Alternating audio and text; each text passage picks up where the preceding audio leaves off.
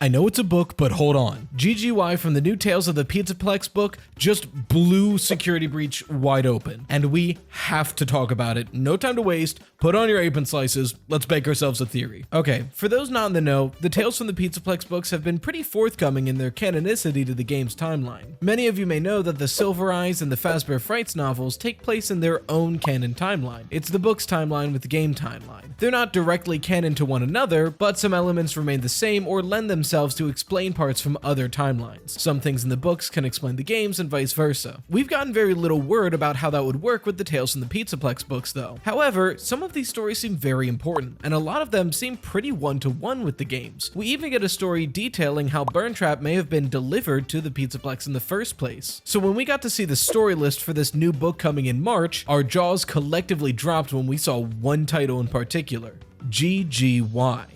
Is this a story that'll finally tell us more about Gregory? Originally, we had to wait until March 7th, but the incredible N-Tom on the Reddit Discord, link in the cards, did a live reading. So now we have all the details, and they are juicy. So let's go over a brief and summarized version of the live reading that N-Tom did. Tony, a 12-year-old middle schooler, is assigned a group project where he has to write a story about a mystery. He wants to find one in the real world, and him and his friends choose to do it with pen names. Tony goes by Tarbell, his one friend goes by Boots for Puss in Boots, and his other friend,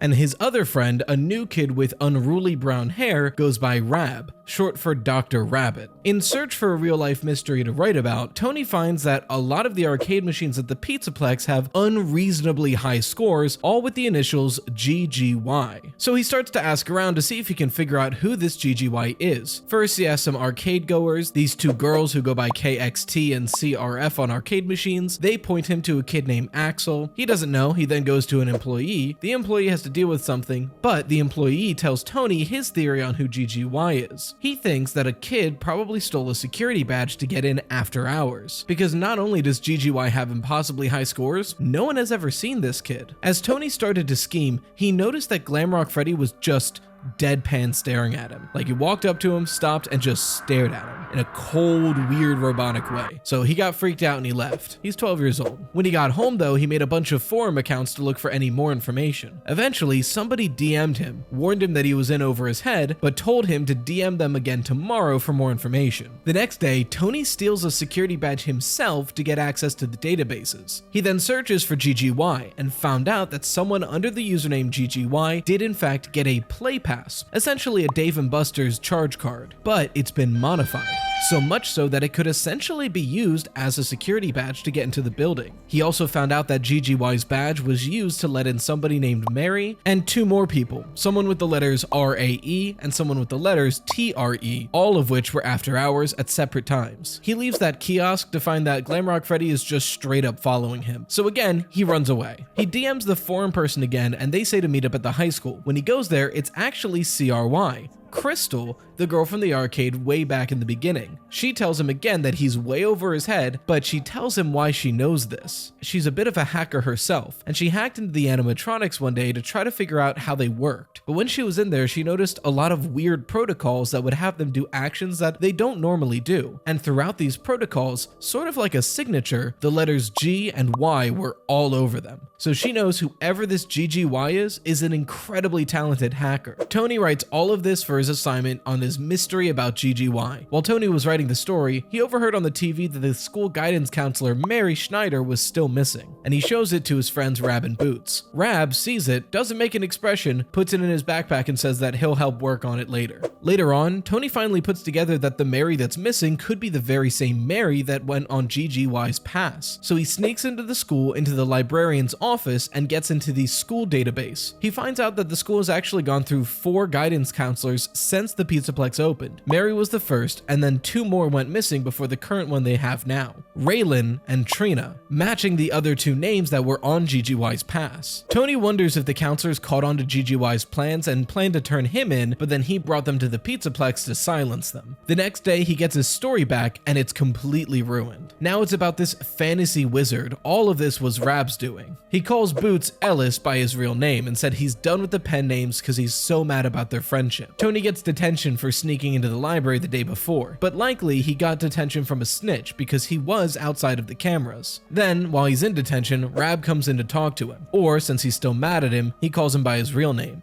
Greg. Gregory apologizes for changing the story, but then convinces Tony to cheer him up by bringing him to the Pizzaplex.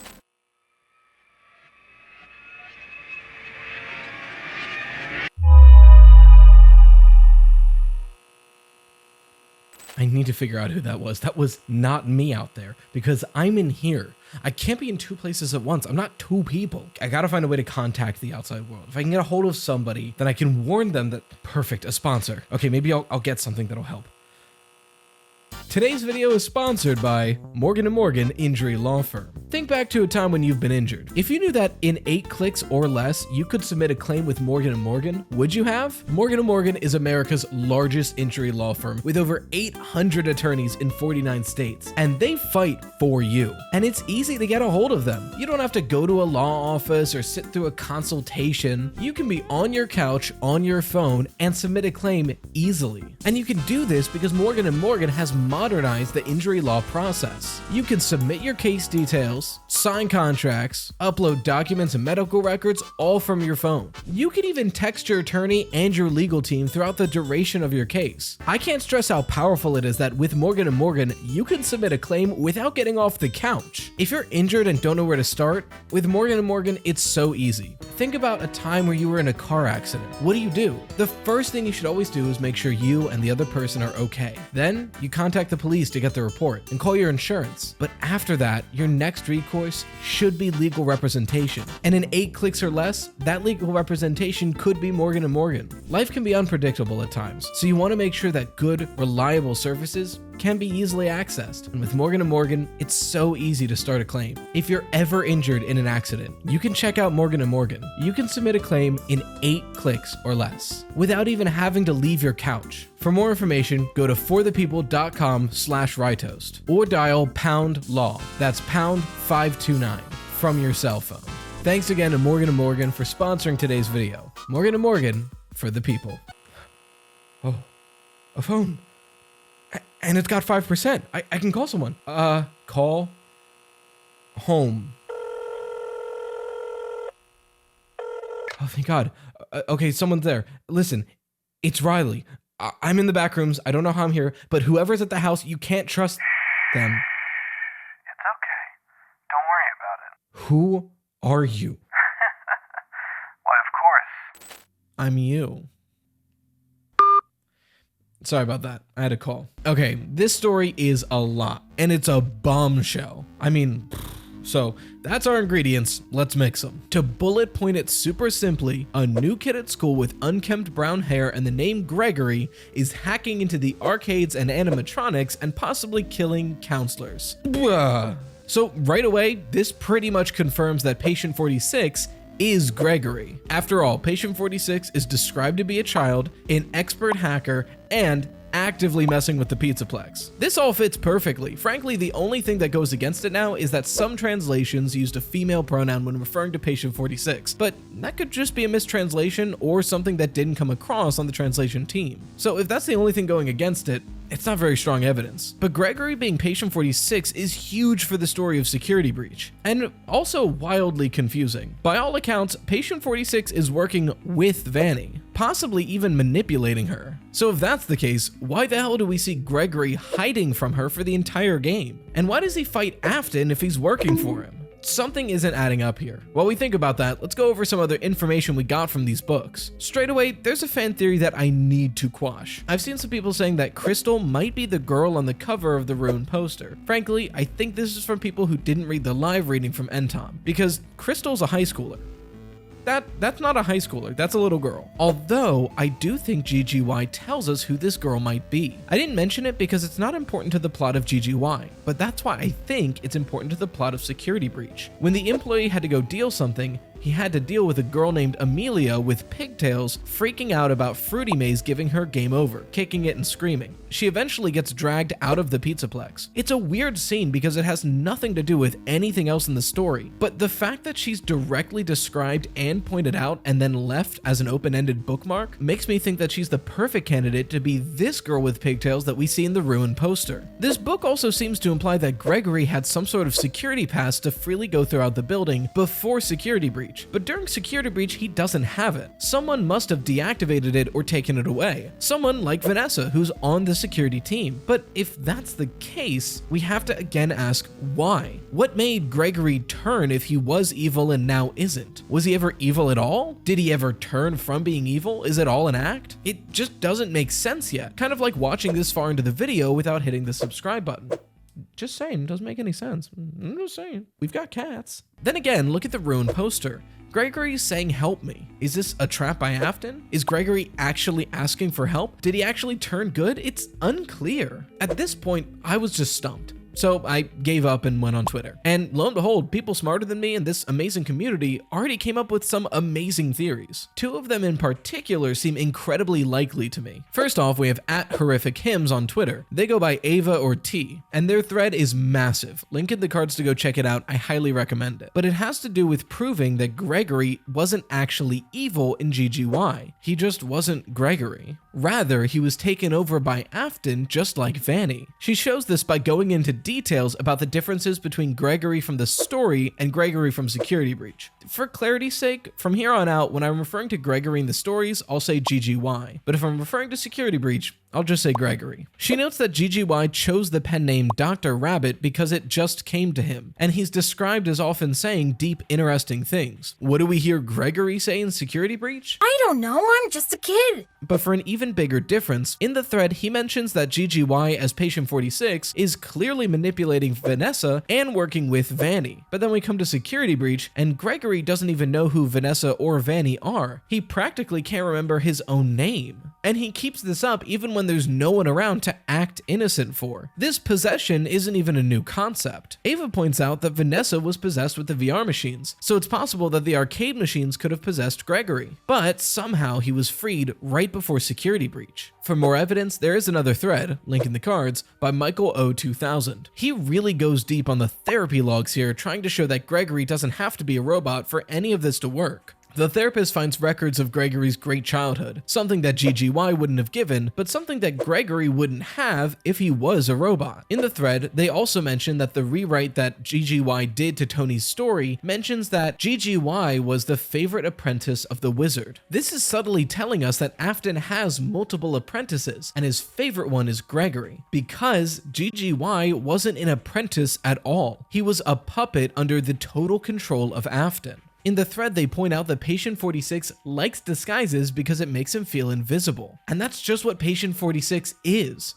a disguise for Afton. Again, a massive shout out to these amazing folks. Go follow them on Twitter and wherever else they are. And with these analyses under our belt, the information from GGY, Security Breach, and Help Wanted, I think we can finally solve exactly what happens to Gregory, Vanessa, and Afton between Help Wanted and Security Breach. So let's pop this mixture into the oven and watch some horrors rise. I think Afton was working directly through GGY, but I don't think the possession happened from an arcade machine. After all, GGY is a new kid in town, and he came around when the Pizzaplex showed up. We also know that Patient 46 and Vanessa were getting therapy before the Pizzaplex, or at least before and during the Pizzaplex. So the arcades wouldn't have been there yet. At least they wouldn't have been there before therapy started, which, I mean, therapy probably started because of how GGY was acting or just to keep an eye on Vanessa. I think that Gregory was taken over by Afton via a VR headset implemented by Vanny. We have a source code conversation presumably between Glitchtrap and Vanny that ends with, "Have you selected one? I have." I think this is what they're talking about. They need to get Glitchtrap out of the VR game before it publishes so that they can transfer him into something more secure. Gregory was sort of a vessel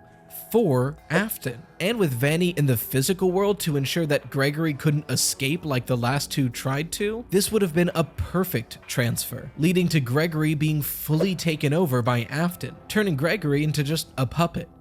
turning him into GGY. That way, GGY is able to hack into Fazbear Entertainment and get Vanessa the job, because Afton is the one doing it. Afton can personally see and implement the hacking and manipulating of the animatronics and the arcade machines to make sure that they're ready to take the glitch trap virus. He even modified the animatronics to watch over and protect Gregory and Vanessa, because he knows that GGY's body needs to stay safe and Vanessa's job needs to stay intact for this plan to work.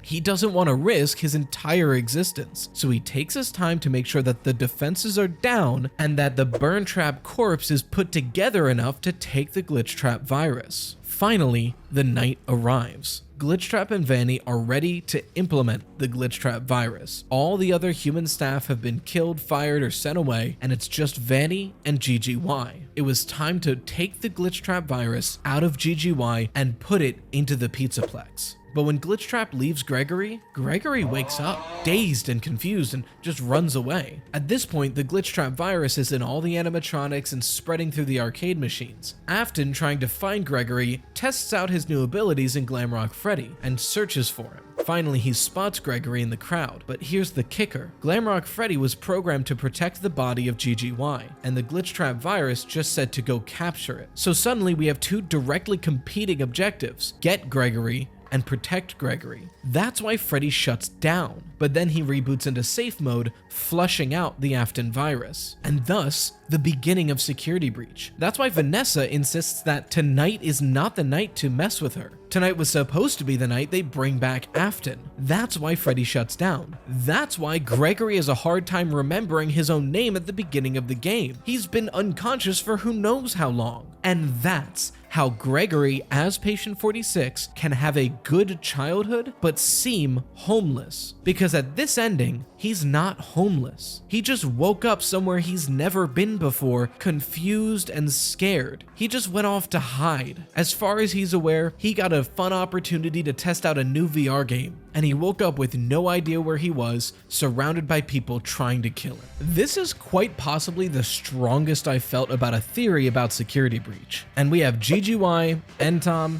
Michael O2000, Ava, and the whole community to thank for it. So what does this mean for Ruin? I still think it's Afton and Vanny trying to get a new victim to brainwash. I go more into that here, but be gentle. Some of the details are going to be wrong. I didn't have GGY and some other theorizing that we've done since then. But for now, let's thank the best patrons, the Toasted Slices, Emberisk, Zenith, Raven Eris, Charlie Bean, Lovey Puppy, Stormachow, Just BKZ, Chickpea, Lola Fembo, The Viper 26, Lehan, Dionysus, James Reiner, Luce Harriet, Emily De La Sierra, Ian the Tennis God, Givo, Snowblossom, and Nika. And until next time, as always, stay toasty, Slices.